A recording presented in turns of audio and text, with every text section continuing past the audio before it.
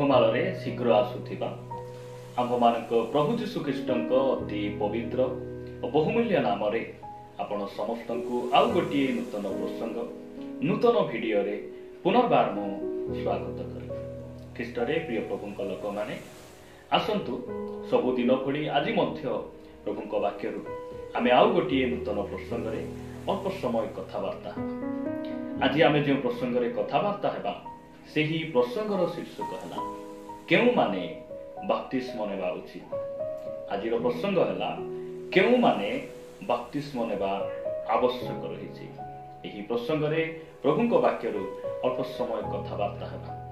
प्रिय भाई भणी माने जदि आज पर्यंत आमे केही भी हेउना काहेकि परमेश्वरकर सही महान आज्ञा को आम जीवन रे पूर्ण करिना हूं, अर्थात बप्तिस्मर अंशी जदि आमे आज पर्यंत ही ना हूं, ताहा हेले आजिर यही प्रसंग आजिर यही शिक्षा आम पाई अति जरूरी अटे, अति आवश्यक अटे। जेपरी आमे यही शिक्षा को आमे शिखिबा ग्रहण करिबा आउ यही शिक्षा यही वाक्य को आमे निचर करी निजको प्रस्तुत करी आमे बप्तिस्म निमंते आगो को आसी परिबा। आसंतु आमे प्रभुଙ୍କ वाक्यरु कथावार्ता हेबा जे वास्तव रे परमेश्वरଙ୍କ वाक्य कोन कहे जे केउ लोक केउ व्यक्ति बप्तिस्म नेबार आवश्यक रही। यही प्रसंग रे परमेश्वर आप मानकु कोन कहंती मु पांचटी विषय आपण मानक निकट रे रखिबा पाई चाहे, जो द्वारा आमे जानि परिबा जे बप्तिस्म नेबा पूर्व जणे व्यक्तिर योग्यता जणे व्यक्तिर प्रस्तुतिकरण कि प्रकार हेबार आवश्यक रही ताहा आमे बुझी परिबा। प्रथम विषय मु आपण मानक निकट रे रखिबा पाई चाहे, आपण माने मो सहित प्रेरित पुस्तक को आसीबे। प्रेरित पुस्तक 2 अध्याय 38 पद रे पितर ए प्रकार कहंती, तेनु पितर सेमान को कहिले आपण माने मन परिवर्तन करंतु आउ निज निज पाप क्षमा निमंते प्रत्येक जन जीशु ख्रीष्टଙ୍କ नाम रे बप्तिजित हुंतु। प्रिय भाई भणी माने बप्तिस्म किए नेबार आवश्यक रही जेउ लोकंकर मन परिवर्तन रही। सेही दिन पेंटिकस्ट दिवस रे अनेक लोक थिले, 3000 ऊर्ध्व लोक थिले, मात्र बाइबल कहे जे 3000 लोक मन परिवर्तन करी से माने जीशु ख्रीष्टଙ୍କ नाम रे बप्तिस्म नै मंडली सहित संयुक्त हेले। प्रिय भाई भणी माने नूतन नियमर प्रथम प्रसंग है मन परिवर्तन कर।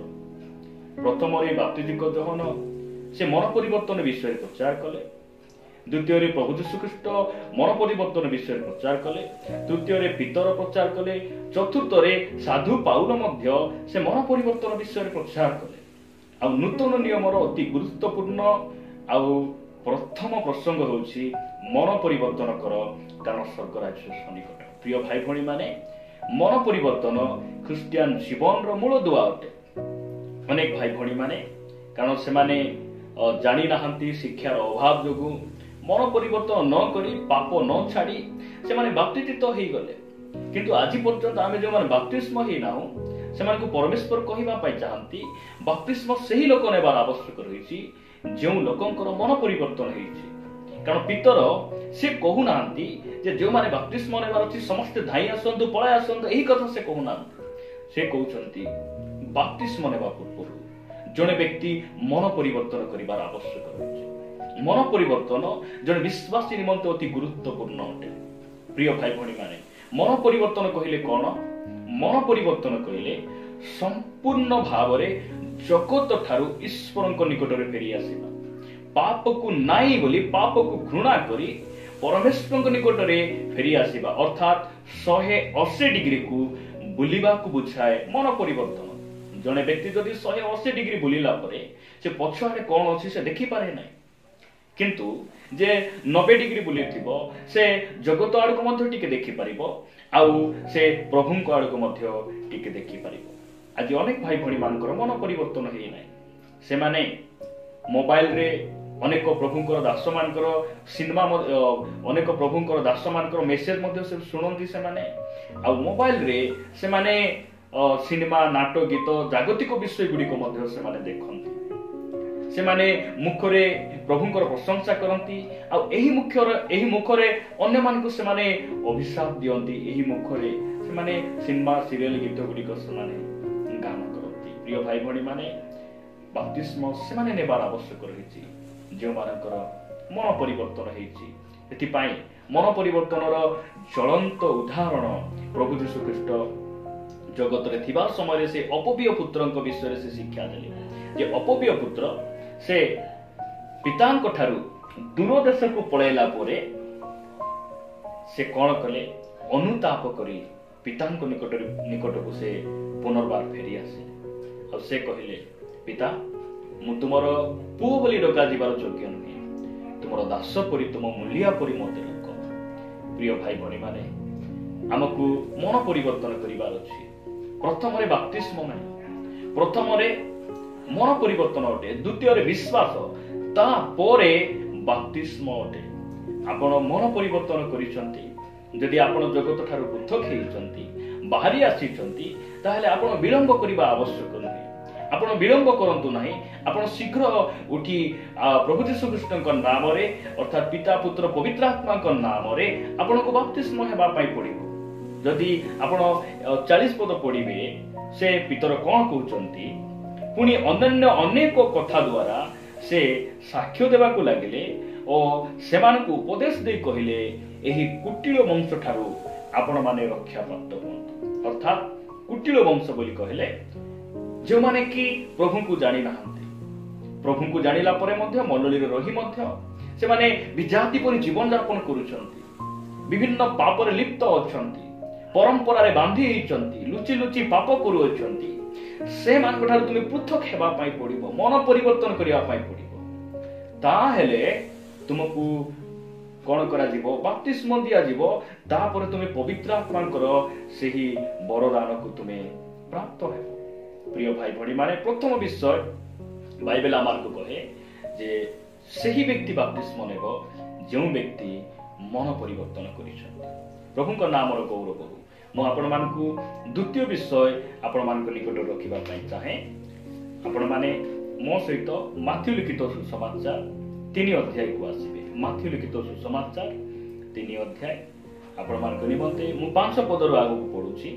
ଲେଖାଯାଏ, ସେତେବେଳେ ଜେରୁସାଲେମ ଓ ସମଗ୍ର ଜିହୁଦା ପ୍ରଦେଶ ପୁଣି ଜର୍ଦ୍ଦନ ନିକଟବର୍ତ୍ତୀ ସମସ୍ତ ଅଞ୍ଚଳର ଲୋକମାନେ ବାହାରି ତାଙ୍କ ନିକଟକୁ ଆସିବାକୁ ଲାଗିଲେ, ଆଉ ଆପଣା ଆପଣା ପାପ ସ୍ୱୀକାର କରି ତାଙ୍କ ଦ୍ୱାରା ଜର୍ଦ୍ଦନ ନଦୀରେ ବାପ୍ତିଜିତ ହେଲେ।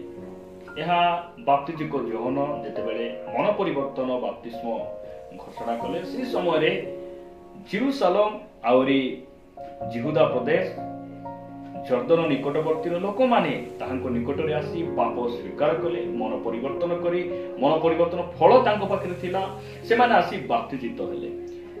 ତାପରେ ଲେଖାଯାଏ 7 ପଦରେ, କିନ୍ତୁ ଫାରୁସି ଓ ସାଦୁକୀ ମାନଙ୍କ ମଧ୍ୟରୁ ଅନେକ ବାପ୍ତିସ୍ମ ନିମନ୍ତେ ଆସୁଅଛନ୍ତି। ଏହା ଦେଖି ସେମାନଙ୍କୁ କହିଲେ, ରେ କାଳସର୍ପର ବଂଶ। ପ୍ରିୟ ଭାଇ ଭଉଣୀ ମାନେ, ଆଜିର ପାଳକ, ଆଜିର ପ୍ରଚାରକ ମାନେ ସେମାନେ ବାପ୍ତିସ୍ମ ନେବା ସମୟରେ ସେମାନେ କିଛି ଦେଖନ୍ତି ନାହିଁ, ମନ ଇଚ୍ଛା ଲୋକମାନଙ୍କୁ ସେମାନେ ବାପ୍ତିସ୍ମ ଦେଇ ଦିଅନ୍ତି। କିନ୍ତୁ ଯୋହନ ସେ ଦେଖୁଛନ୍ତି ରେ କାଳସର୍ପର ବଂଶ, ସେ ଖୁସି ହେଇଯାଉନାହାନ୍ତି। ଓ ଲୋକ ବହୁତ ବଢିଗଲେ, ମୁଁ ଭାବୁଥିଲି 3 ଜଣ ବାପ୍ତିସ୍ମ ନେବେ ବୋଲି, ଏ ସ୍ଥାନରେ 3000 ଲୋକ ପଳାଇଲେ, 4000 ଲୋକ ପଳାଇଲେ, ସେ ଖୁସି ହଉନାହାନ୍ତି। ସେ ଦେଖୁଛନ୍ତି କାଳସର୍ପର ବଂଶ। କାହିଁକି ସେ କହୁଛନ୍ତି? କାରଣ ତାଙ୍କଠାରୁ ପରିବର୍ତ୍ତନ ନାହିଁ।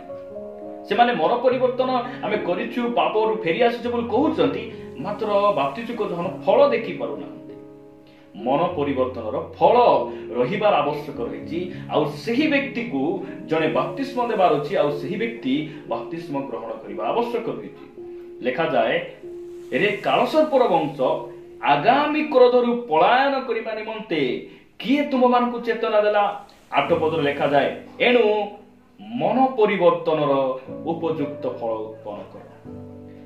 ଯେଉଁ ବ୍ୟକ୍ତିଙ୍କ ପାଖରେ ମନ ପରିବର୍ତ୍ତନର ଉପଯୁକ୍ତ ଫଳ ରହିଛି, ସେହି ବ୍ୟକ୍ତିକୁ ବାପ୍ତିସ୍ମ ନିହାତି ଆବଶ୍ୟକ ରହିଛି, ଆଉ ସେହି ବ୍ୟକ୍ତି ବାପ୍ତିସ୍ମ ନେବା ଜରୁରୀ ଅଟେ। ପ୍ରିୟ ଭାଇ ଭଉଣୀ ମାନେ, ପ୍ରଭୁ ଆମମାନଙ୍କୁ ଅନୁଗ୍ରହ କରନ୍ତୁ। ମନ ପରିବର୍ତ୍ତନ କରିଥିବା ବ୍ୟକ୍ତି କେବେ ମଧ୍ୟ ସେ ଅନ୍ଧକାର ଥିବା ଲୋକମାନଙ୍କ ସହିତ ସେ ବସା ଉଠା କରେ ନାହିଁ। मन परिवर्तन करिथिबा व्यक्ति से केबे मध्य मोबाइल रो बंधन रे से रहे नाही। मन परिवर्तन करिथिबा जणे विश्वासी से विजाति झियो सांग विजाति पुओ सांग लुचि लुचि से माने पाप से व्यक्ति केबे मध्य करि पारे नाही। प्रभु आमान को अनुग्रह करंतु। मन परिवर्तन रो फल जो विश्वासी मानक निकट रही से माने बप्तिस्म नेबार आवश्यक रही। यह बाइबल द्वारा यह वाक्य द्वारा आम जानी पारू। आपण मानकु मु तृतीय विषय कहबा पई चाहे। आपण माने प्रेरित पुस्तक को आसीबे। प्रेरित पुस्तक 16 अध्याय, प्रेरित पुस्तक 16 अध्याय तार 30 पद रे लिखा जाए आउ सेमानकु बाहर को आनी कहिले महाशय माने परित्राण पाइबा निमंते मते कोन करिबा पड़िबो। 31 पद सेमाने कहिले प्रभु यीशुଙ୍କ ठारे विश्वास कर ताहाले तुमे सब परिवार रे परित्राण पाइबो। 32 पद परे सेमाने तांकु और तांको गृह रे थिबा समस्तनको ईश्वरଙ୍କ वाक्य कहिले। 33 पद रे लिखा जाए आउ से सेमानकु रात्रि रो सही घड़ी रे घेनि जाई सेमानको प्रहार रो क्षत सब धोई देले। पुणी से और तांको समस्त सही घेनि बाप्तिजित हेले सेथिरे से सेमानकु आपणा गृह को घेनि जाई खाद्य परिवेषण कले आ समस्त परिवार सहित ईश्वरଙ୍କ ठारे विश्वास करी अत्यंत आनंदित हेले। तृतीय विषय म आपण मान कहबा पई चाहे।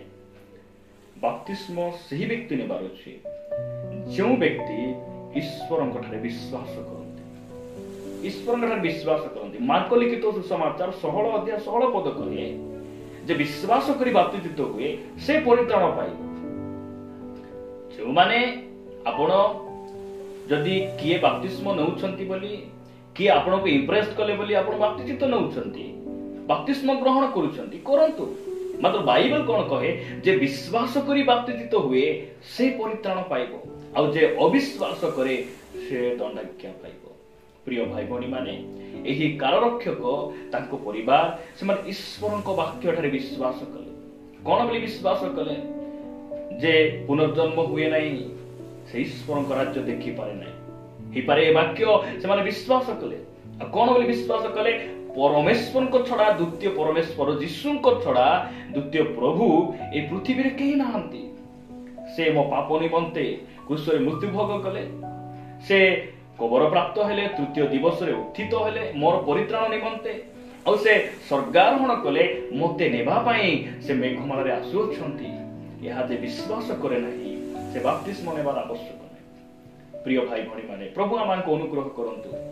आमे जदि आज अविश्वासी भाव रे आमे जीवन यापन करूछु आमे गोटे विश्वासी हेबा हमर विश्वास को परमेश्वर बढ़ांतु हमर विश्वास वृद्धि हो एहा परमेश्वरଙ୍କର इच्छा अटे। प्रभुଙ୍କ नामर गौरव हो। मु चतुर्थ विषय आपण मानक निकट रखिबा पई चाहे जे बप्तिस्म किए नेबा उचित रहिछि। आपण माने पुनर्बार आसीबे प्रेरित पुस्तक 2 अध्याय को। प्रेरित पुस्तक 2 अध्याय तार 41 पद रे लिखा जाए सेतिरे जो माने ताहांको वाक्य ग्रहण कले से माने बाप्तिजित हेले। क्यों माने बाप्तिजित हेले जे माने वाक्य जानिले से माने नहीं जे माने वाक्य को बुझिले से माने नहीं जे माने वाक्य को प्रचार कले से माने नहीं जे माने वाक्य को ग्रहण कले जे माने वाक्य सुनिले से माने नहीं। प्रिय भाई भणी माने बप्तिस्म से माने नेबार आवश्यक रहिछि जे माने वाक्य को ग्रहण करंती। प्रिय भाई भणी माने मु आपनकु पचारिबा पई चाहे आपण वाक्य सुनुछंती ना आपण वाक्य ग्रहण करिबा व्यक्ति अटंती। आपणक पाखरे बाइबल ज्ञान अधिक थाई पारे न देखि आपण 2-3 हजार टी वर्ष आपण कहि पारुथिबे किंतु बाइबल हमकु उत्साहित करे परामर्श दिए जे बप्तिस्म नेबा पूर्व परमेश्वरक वाक्य को ग्रहण करिबा आवश्यक अछि। परमेश्वरक वाक्य अनुसार हमकु सुधारिबार अछि निजको बंचिबार अछि एवं बप्तिस्म नेबा पई हमकु प्रस्तुत हेबार आवश्यक अछि। मु आपण मानक निकटरे पंचम विषय रखिबा पई चाहे। पंचम विषय आ शेष विषय आपण माने मो सहित रोमियो पुस्तक को आसीबे। रोमियो पुस्तक 6 अध्याय 4 पद मु आपण मानक निमंते पढिबा पई चाहे। लिखा जाए अतएव आम्भे माने बप्तिस्म द्वारा मरण रे ताहांको सहित समाधि प्राप्त होइछु। बाप्तिस्म द्वारा आमे कोन हेइछु यीशु ख्रीष्टक मरण रे आमे ताहांक द्वारा समाधि प्राप्त होइछु। समाधि काहाकु दिया जाए जो व्यक्ति मृत्युवरण करती जो व्यक्ति मरी जाई अछंती सही व्यक्ति को समाधि दिया जाए। प्रिय भाई भणी माने बाप्तिस्म सही व्यक्ति नेबार अछि जो व्यक्ति पाप प्रति मरी जाइछंती पाप प्रति मृत अटंती सही व्यक्ति को बाप्तिस्म नेबार आवश्यक रहछि। आउ जणे पाप प्रति मरी जाइतिबा भाई किबा भौणी बाप्तिस्म न नै विलंब करिबा उचित नहे। कारण जणे मरी जाइतिबा शवकु मोढाकु आमे बेसी दिन घरे रखि पारिबा नै। बेसी दिन रखिले गंधिया हेइ दिबो। ठीक सही परि जणे परिवर्तन हेइतिबा भाई जणे पाप प्रति मरितिबा भौणी से माने बाप्तिस्म न नै विलंब करिबा आवश्यक नहे। आवश्यक नै प्रिय भाई भौणी माने जदि आपण रोमियो 6 अध्याय 1 और 2 पद पढिबे लिखा जाए तेबे आम्भे माने कोन करिबा अनुग्रह जेपरि प्रचुर हुए एथिपाई कि पापरे रहिथिबा ताहा केबे हे न हेउ पाप प्रति मृत जे आम्भे माने सेथिरे किपरि आउ जीवन काटिबा। प्रभुଙ୍କ नामर गौरव हो। प्रिय भाई भणी माने बाप्तिस्म सही व्यक्ति नेबार आवश्यक रहिछि जो व्यक्ति पाप प्रति मरि जाइछंती। जणे मरिथिबा मढाकू आपण जते गाली करंतु आपण जते अभिशाप दियंतु आपण से व्यक्ति को माड़ मारंतु से किछि कहि परिबे नै कारण से मरि जाइछंती। जणे पाप प्रति मृत हेथिबा भाई किबा भौणी सही लोकन को आपण बिना दोषरे किछि गाली कले मध्य आपण सेमानक सामना रे किछि पाप करिया पय इंप्रेस कले मध्य से माने से पाप प्रति आसक्त हेबे नै से माने उत्तेजित हेबे नै कारण से माने पाप प्रति मरि जाइछंती। प्रिय भाई भणी माने मो आपनको कहिबा पय चाहे यदि आपण पाप प्रति मरिछंती यदि आपण जगत ठार पृथक हेइछंती आपण पाप को नाई बोली कहि पारुछंती ताहले आपण बाप्तिस्म न नै विलंब करिबा उचित नहे। शीघ्र प्रभुंकर से महान आज्ञार अंश हेबार आवश्यक रहिछि। बाप्तिस्म ग्रहण करिबा आवश्यक रहिछि।